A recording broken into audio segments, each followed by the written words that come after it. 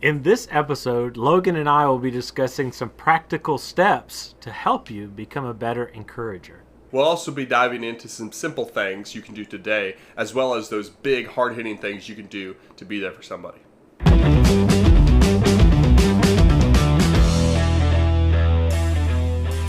So, thanks for joining us today. I'm Zach. And I'm Logan, and we're both excited to bring to you another episode of Bearing Up. Zach, I'm excited to be here.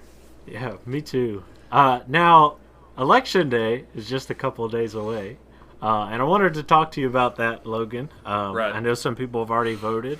Correct. Do you have any final words for anyone who is about to go through this process? My final thoughts are that I wish that there was a third-party candidate, personally, and not because I dislike the two so much, but rather I just feel like if there were three sides to, I don't know, there's more than two sides to everything, and that may be totally not what you're looking for, but that's my opinion. There you go. We need a third party, and not one that's just going to kind of show up and kind of be in the corner. Right. Yeah. You're probably going to make a lot of Joe Jurgensen fans mad. But Hey, if she had a shot at winning, I would vote for her. well, But I don't feel like, personally, I don't feel like she has a shot at winning. So yeah, it's been something that everybody's been talking about, and I feel like every Christian platform is kind of addressing this in some way. You know, how are we supposed? What's our attitude supposed to be like? You know, how are we supposed to vote? How are we supposed to do this? How are we supposed to treat others? And I guess just looking at this being around the corner, and I guess no matter what happens, I think things are going to change in this country. One side says that if you don't vote for my candidate, we're gonna burn things to the ground, and then if their candidate does win, then things will change for a lot of people. And so I'm not mentioning people by name on purpose, but I think that we can kind of guess as to what I'm referring to. But regardless of what happens, things are going to change. I think, and so. Well, it reminds me a lot, and I don't mean to interrupt, but it reminds me a lot of like the conversation we had so many years ago about war on terror. Is like there are people of the Muslim faith out there who are not radical, wants to kill you every second of their breath type of people. There are also people who in Christianity, and they're called the KKK, that are very harmful and very anti-Christ in their attitude. And so I bring that up to say there are people in every situation that are going to take it to the extreme, that are going to take it to be hurtful. And so it doesn't matter what side you're on, that's not what it's about. Right. So let's be like Christ and let everything else work itself out. Yeah, and I think that mindset of being like Christ and having our mind set on Christ, that's really where we have to be. Especially if there are changes or if the news goes crazy, or anything like that. We have to remember as Christians about our citizenship. Our true citizenship is that of heaven. Right. This is, we're in a tent, and, this is not our permanent dwelling.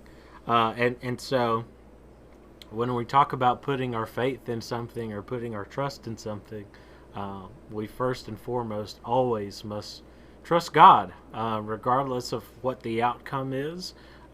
We have to trust in Him and depend upon Him. So I think those are some things that we need to remember. If you haven't voted yet and you're planning to, I encourage you, perform that civil duty, but do so without hatefulness, without regret, without these feelings that really are worldly minded, because again, where is our citizenship foremost? I think that's some things perhaps we just need to remember going into Absolutely. This election.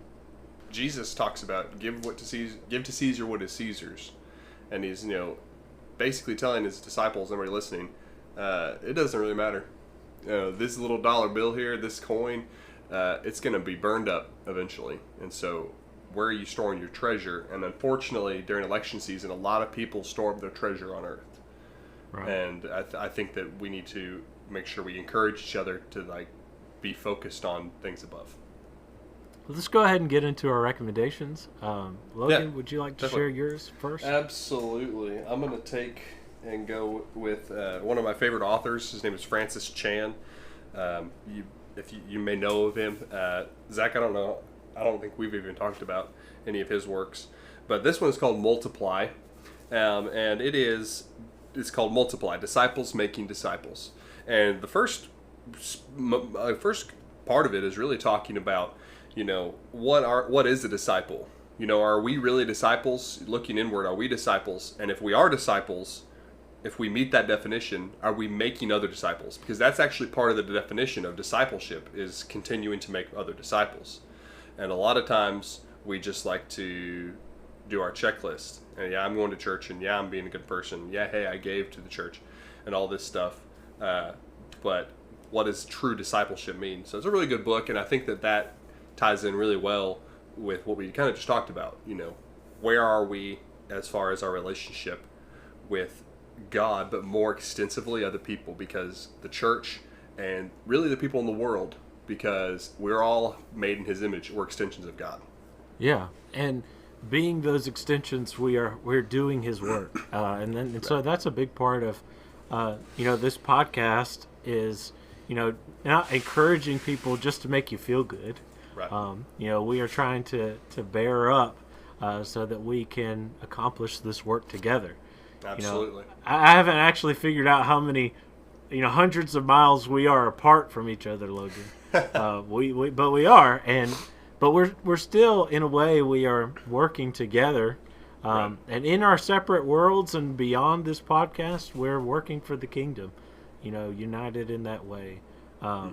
So we need to have that mindset of, to multiply right. as Christians.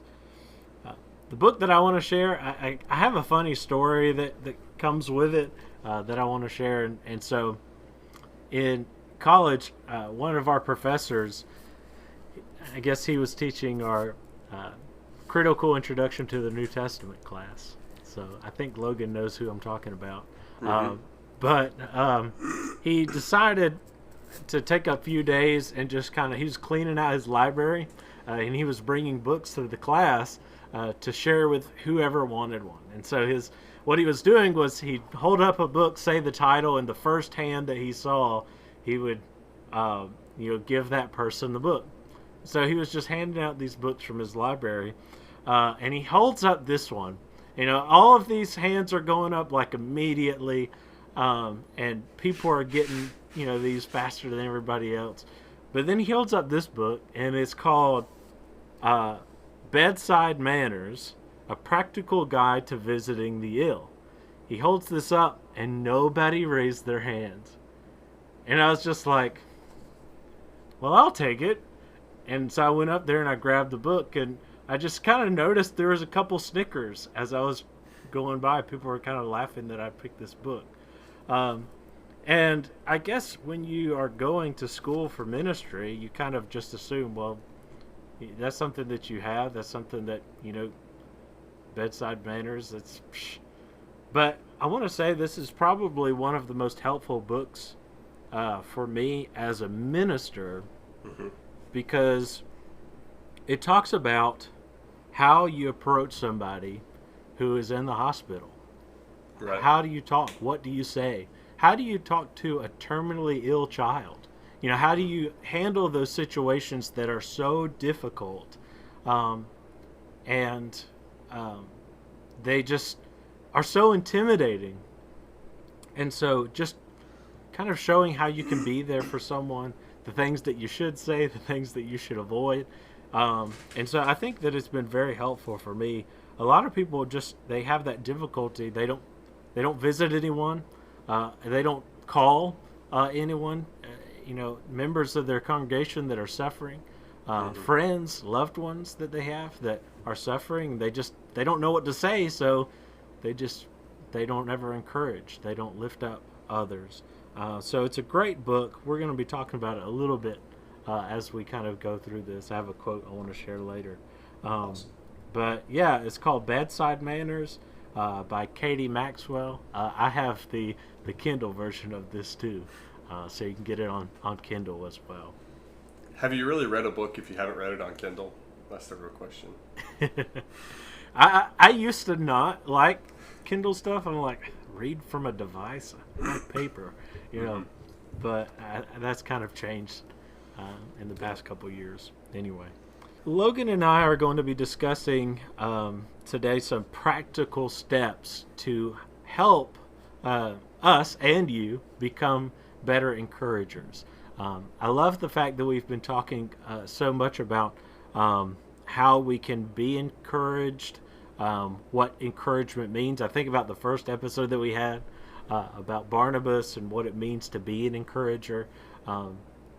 But I think it's another thing to have the mindset to encourage and knowing what to do. How can I go about doing this? Right. What are some ways that I can lift people up? So we're going to kind of walk through some of the steps that you can do to become a better encourager. Now, I guess there's so many other things beyond this, but perhaps this is a stepping stone for you that are just kind of looking at, all right, how can I go about doing this? How can I encourage? What's the first thing that I can do? What's something that I can set my mind on and grow? Because that's what we're trying to do is help each other grow. Yes. As Christians. Yeah, absolutely. And what those practical steps, I won't tell you how many. You'll find out at the end how many there are. But yeah, we'll just go ahead and dive right into this. And we had kind of laid this out, and Zach was asking, do you think that's it? Do you think there's any more? And I was like, well, I got more, but they're all under these umbrellas. And so we'll kind of elaborate on some of these. Hopefully not take too long on each of these. But I'm really excited to talk about this because these are steps that we don't think about, and it's stuff that's like, it seems so simple. And I come back to that a lot within Christianity, and I'm not going to go too much out on a rabbit hole here, but it's so simple. Like, Jesus is just like, come on, we can do this, you got this. And then it's like, but I want to do this. And our bodies are just so strong in that way, and our fleshly willpower is so strong. But anyway, it's easy.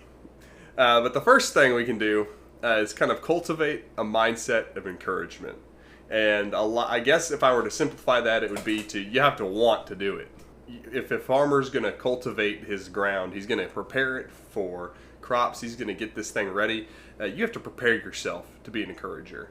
And it's not just I woke up today and I'm an encourager, and that's great, and maybe you have those days, and there are people who can do that. But for long-term encouragement, to be a Barnabas, to be somebody who is labeled as such, you have to want to be that person. And it takes more than just, today I'm waking up and doing this. And, when we think about Barnabas and, Joseph, who was given that name, why was he given that name? It seems like it was a priority of his to be that kind of person. And we don't know the full mindset of Barnabas. We really just kind of see what he did. We don't have any teachings from Barnabas or anything like that. But, we see the kind of man that he was, and it seemed like every turn, every corner, he was trying to build up. He had this mindset of encouragement. So I think that it's important for us to, if we want to be encouragers, we have to live with that kind of purpose. How can I encourage? How can I lift someone up today? What is something that I can do for the benefit of others? What can I do?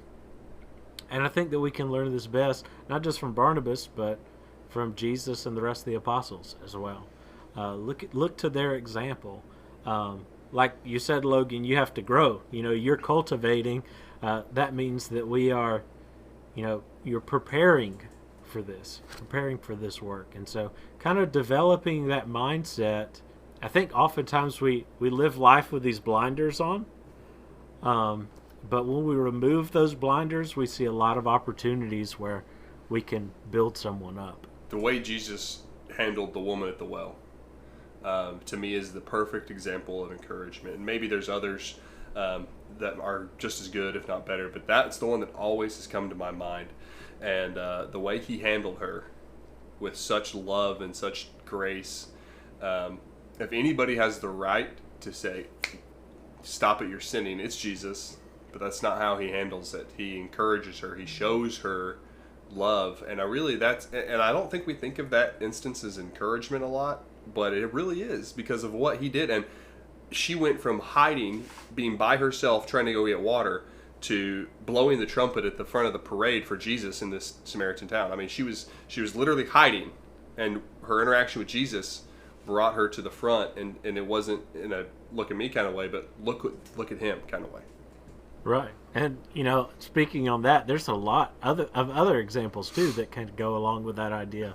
That we may not think of them as encouragement, but, that's what Jesus was doing. We think about the woman caught in adultery. Mm-hmm. He first said, before he said, sin no more, which I feel like we kind of focus on a lot, the whole idea that she needed to repent too. He said, neither do I condemn you. Mm-hmm.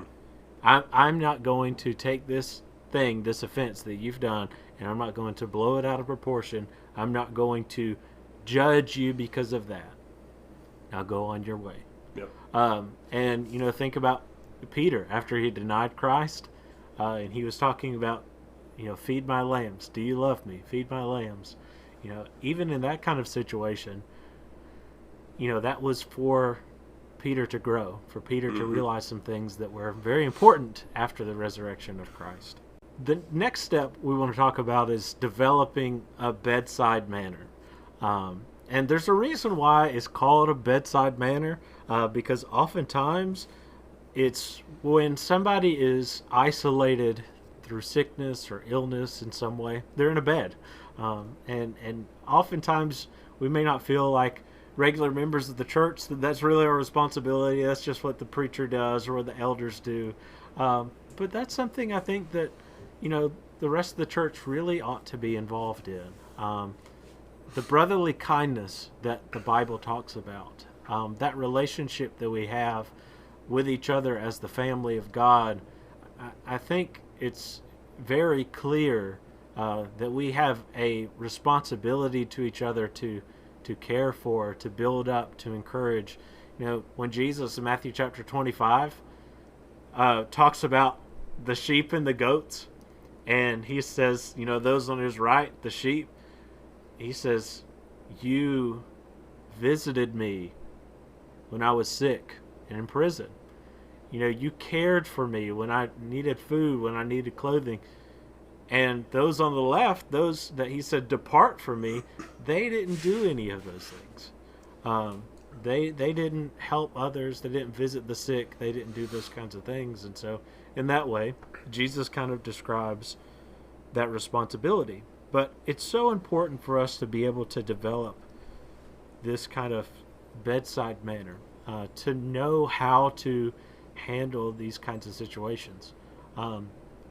We had one of our members lost his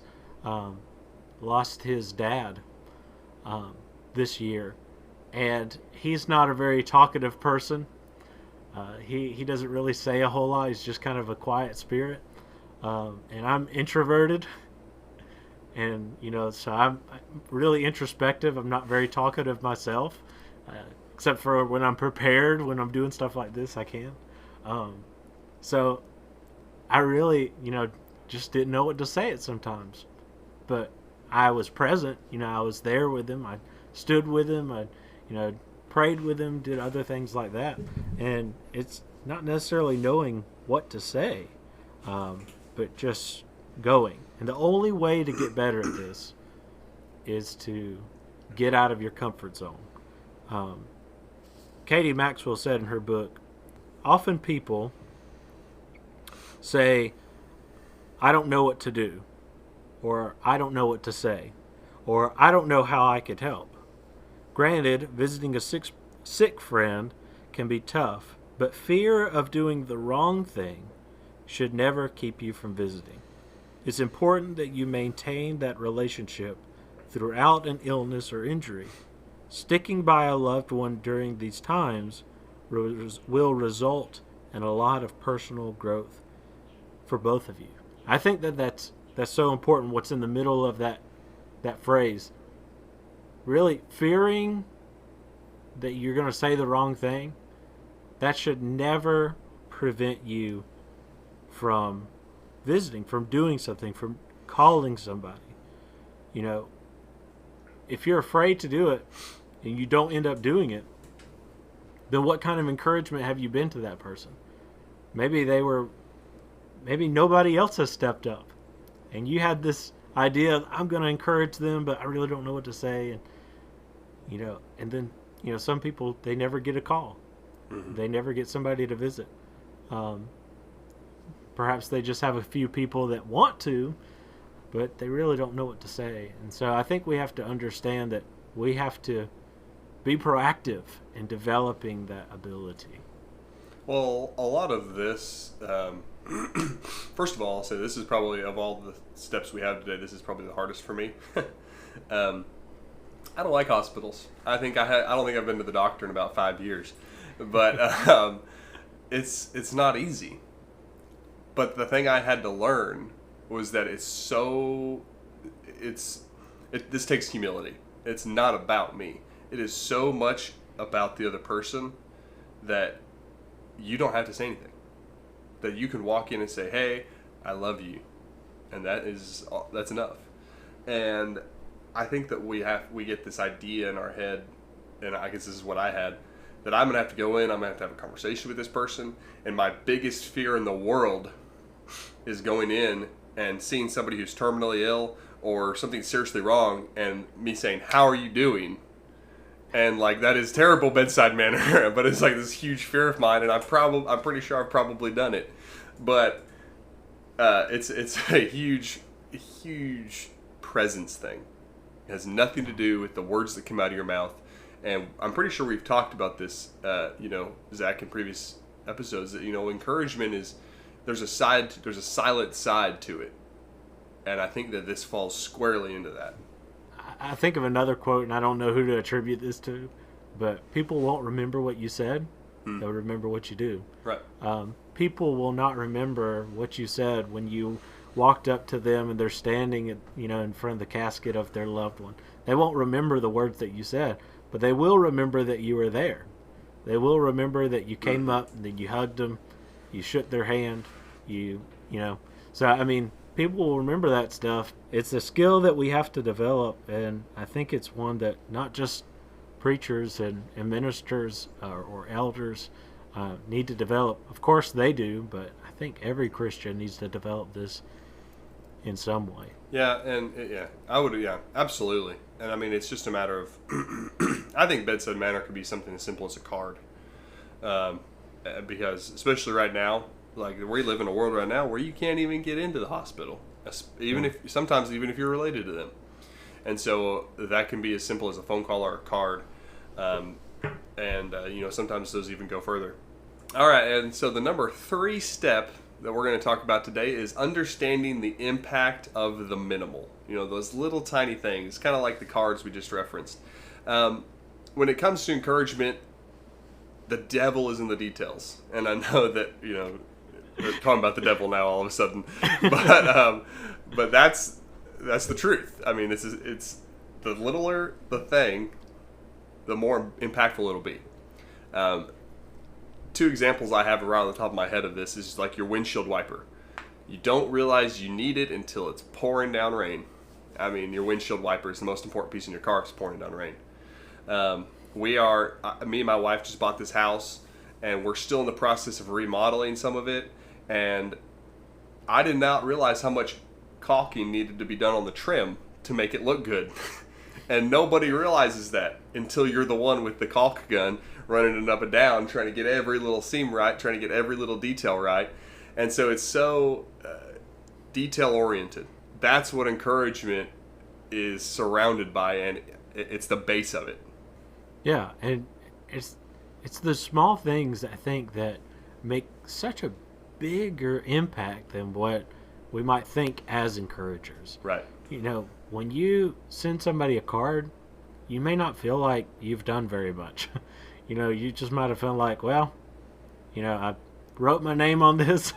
I might have written a couple words. It might have been a card that's already filled out for me, and I just put it in the mail and, send it on to somebody. I have a few of those. Yeah, and then, but like when they receive that, it's just like, it means so much. My mom was diagnosed with COVID, and we had two of our ladies from the congregation come, and they brought meals. People brought cards. People called. People texted.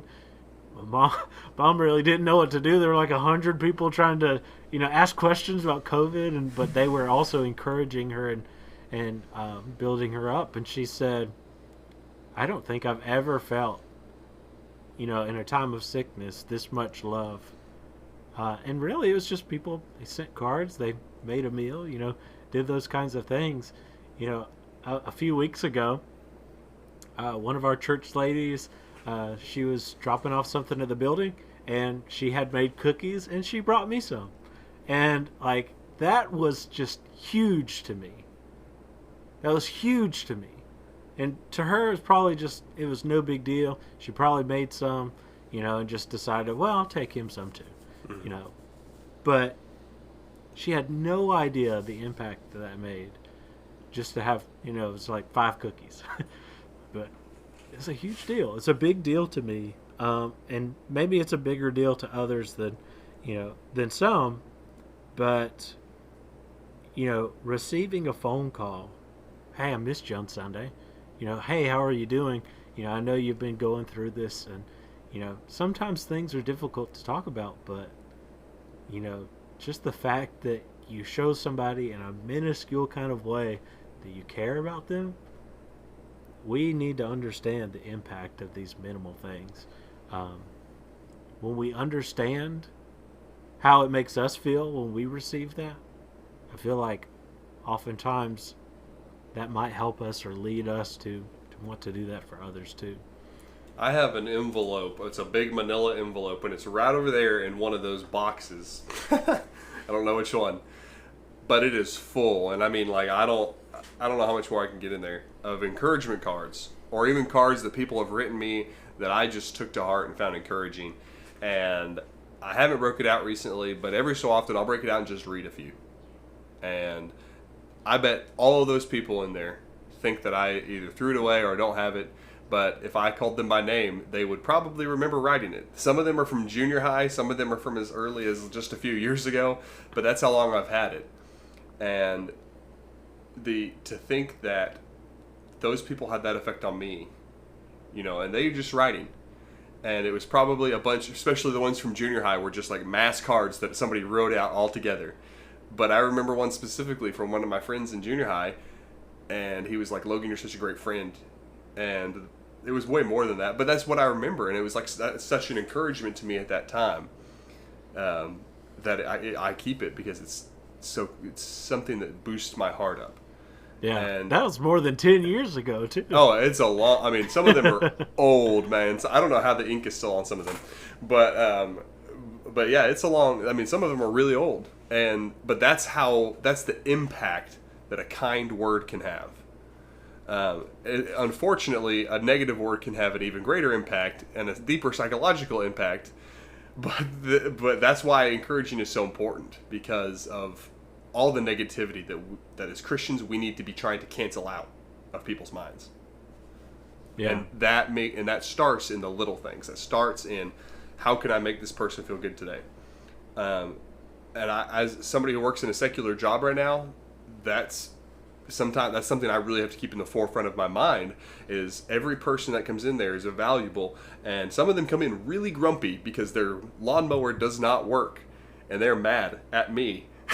And I have to still find a way to make them, in my mind, I want them to leave happier than when they came in. Yeah. I think this is a great step that maybe can be the first thing that you try to do. If you're listening, because if this is something that you're wanting to do to be a better encourager, it's a wonderful thing to just get started doing the small things, just to kind of lift up somebody for the day. I think a great practice is once a week, pick 2 or 3 people and just send them a text that says, "Hey, I was thinking about you. I prayed for you today. Hope you have a good one." I mean, that may not seem like much. Some people might think, "Well, that's kind of strange," but they come away from that knowing that you care. Mm-hmm. You know that you are their friend, that you love them, you care for them. I've got one friend who from college, and Zach, you know him. I won't call him out, but it's a good thing, so it's not really calling him out. But every year on my birthday, he messages me, and that's pretty much usually the only time we reconnect is on my birthday. And for the first time this year, it's been about 3 years in a row. For the first time this year, last month, I realized I don't think I've ever told him happy birthday. And I even looked back through our messages, and I was like, man, what? But he was still encouraging me in that way. And so I've made a note to make sure I don't forget his birthday again. But that's, I mean, it's so, the little things just go so far. And we could beat that horse to death, I feel like. But yeah. Let's go ahead and look at number 4. I think that it's important that we should be unashamed to become somebody's cheerleader. What does it feel like, when you know that somebody's in your corner? If you're thinking about the kind of relationships that you have, and maybe you have, some kind of goal, maybe you have, a business venture, maybe you have some kind of, a work, or maybe you're going throughout life and you just understand and you know that somebody has your back, that somebody's always going to be there, that somebody, supports you. What does it feel like to have that kind of person? You understand that if you can identify that kind of person in your life, that's huge. That is a wonderful feeling to have, to be, to have somebody in your corner. But what really does it take for others to realize that you are in their corner? What are some things that you can do to help them know that you've got their back, that you are somebody that's going to be there for them, going to be there to encourage, to lift up, to build up? It's not going to be by words, I don't think. I don't think it's going to be a preacher who gets up and he preaches and he doesn't build a relationship with the church.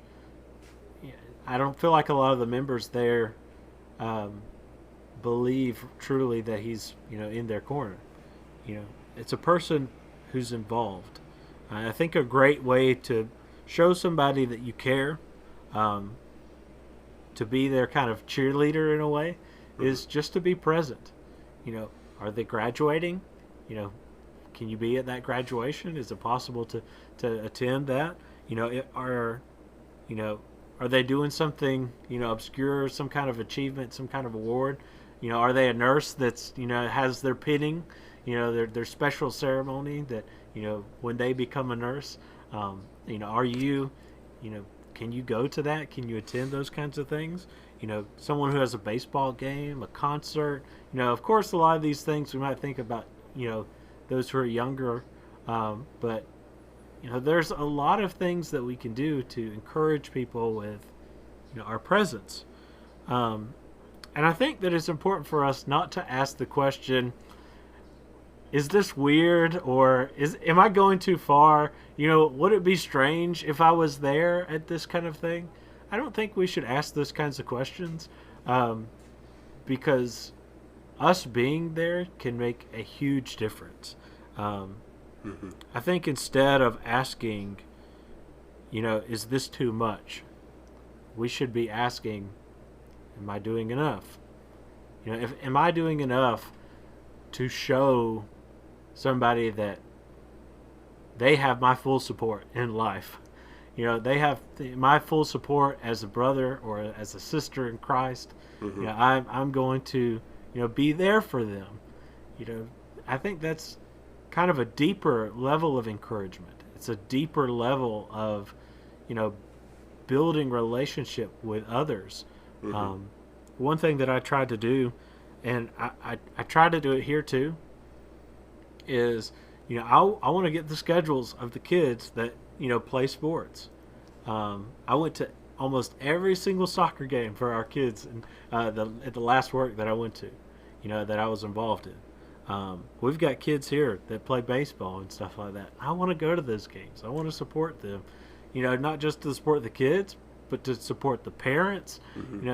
Just to kind of say, I want to be a part of your life. I want to be an encourager. I want to be a cheerleader for you. And men who are listening, a cheerleader, psh, that's not me. I'm not, I'm not anything like a cheerleader. But, I think it's okay for us to be like that. We have 2 men here at Moultrie, and I guess we have more than that, but I have, 2 that really have just kind of gone out of their way recently in the past, I don't know, several months or so, that have just kind of gone above it beyond in trying to encourage me and lift me up and build me up as a minister, as a Christian. And I would say they're cheerleaders in a way. There's nothing wrong with that. In fact, they're one of the reasons why, I can get up and have a good attitude and do the work of ministry. So I think that it's a good idea to realize that we should be unashamed to be that kind of support. Mm-hmm. Yeah, it's so much deeper than words. And we've alluded to this already. We talked about that in the Bedside manner. Your presence is impactful, but a lot of times it's just your attempt is impactful, right? Like I understood as a kid that my youth minister could not come to every single game because I was one of 50 other kids in the youth group, and so I wasn't expecting that. But when he came, and he had his camera and he was taking pictures, and then I came Sunday morning and the pictures were on the wall in the youth room, that was the definition of a cheerleader. Well, what are we doing? Like, we're cheering you on. I know you're not going to be a professional baseball player, Logan, but I'm going to take pictures of you and put it on the wall because I care about you. And so it's so much, and there were times he'd come and do that and never said a word to me. But I saw him there. I'd wave at him. But what would it be like, and what would the world be like if nobody was cheering anybody on? Where would we be if everybody had to self-motivate 100% of the time? Self-motivation is a great thing, and and a lot of people need it. A lot of people don't have it, need it. A lot of people have a lot and should share with me. But there's times where you can't self-motivate. And you need somebody to say, you can do this, let's go. And that's what a cheerleader's for. It's for those times where I don't want to get up. I don't want to pray to God because I don't feel like he's been nice to me or whatever, like encouragers are supposed to be that person who says, look, this is going to be fine. And I'm here for you and God's here for you. And that's what a cheerleader is. And that's really what it boils down to. And I know that I kind of branched off in a couple different areas under this umbrella here, Zach. And I think that's great because we need to realize, so much of what we talked about have been like sports or different things like that. But like, you can be somebody's cheerleader when you notice that their kids are really well behaved. Mm-hmm. And you just say, I think you're doing a great job. You're doing a great job. When you see that somebody is involved in some kind of work of ministry, I'm so thankful to have you as a brother. We are so lucky to have you as a member of the congregation here doing this kind of work. And even if you don't see anything, you can still say nice things. I had someone tell me one time, and it was it just kind of felt strange, the idea that he was teaching, but it shouldn't be at all. In this lesson, he was talking about someone in Scripture who introduced someone as my brother whom I love. And why don't we do things like that? This is my brother who I love. This is my sister who I love. Why don't we tell our brethren, I love you? Mm-hmm. and that might sound strange, and it might, those tough people that are quiet and they don't say a whole lot, and but they understand what you say. They understand that extra. I love you. I'm glad to know you. Even when you can't really figure out what to say, you can still be there to support somebody. And I think that's what really being a cheerleader is all about. Absolutely. And if you've made it this far, you've made it to the end. We only had 5 steps, so it's a good holy number.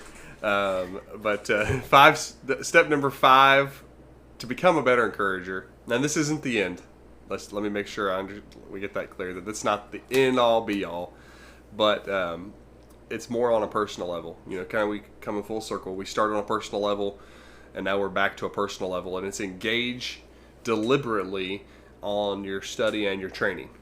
This is, you have to focus on being an encourager. You have to want to do it. You have to deliberately want to study. You have to deliberately want to train to get to where you want to be. There are books out there. My favorite one is called the Bible, that talks about how we can encourage people, and that's a good one. I mean, I'm serious though. Like what? Yeah. I mean, there's plenty of material out there that breaks it down into plain modern English, but when we look at people's actions in the Bible, because the Bible doesn't just come out and say X, Y, and Z. This is how you be an encourager.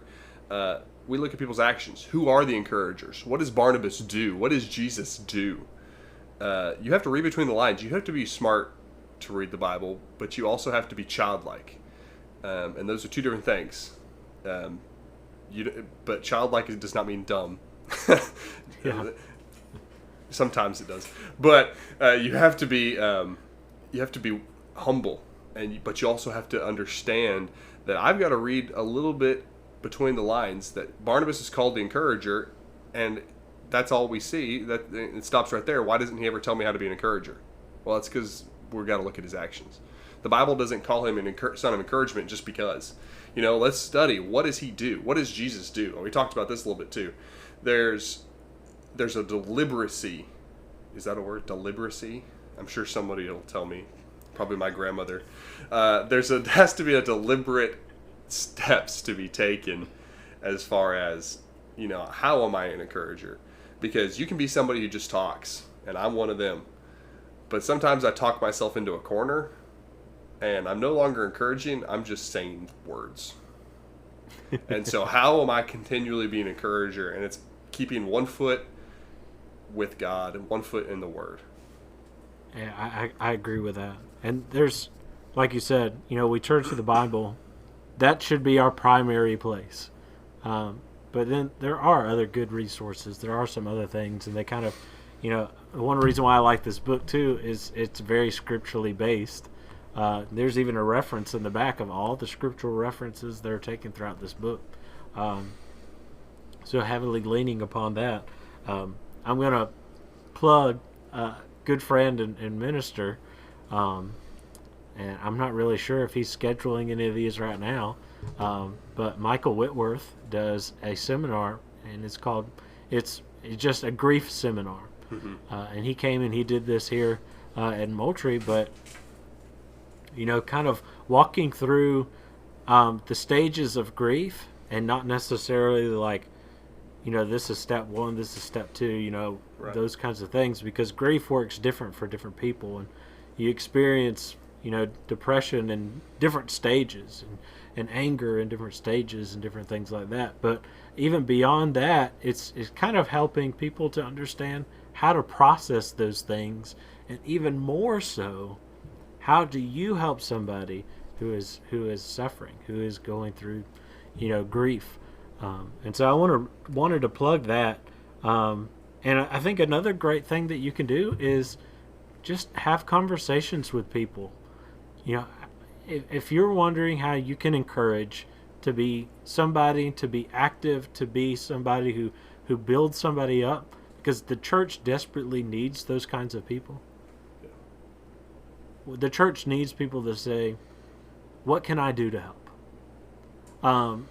it may be a good idea to talk to your preacher, to talk to the elders, to talk to some of the older members, to seek that kind of wisdom that they can offer about what it means to be an encourager. And maybe you've looked through the Bible and you've looked at certain passages, but perhaps they have a different perspective. Perhaps they've done a little bit different kind of study and have seen some things that maybe we haven't picked up on.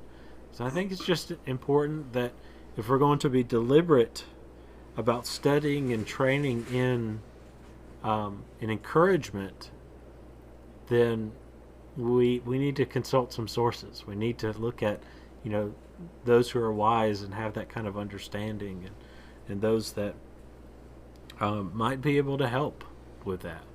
Right.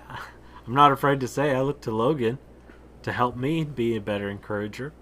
I look to others in my life and look to their example as how to be an encourager.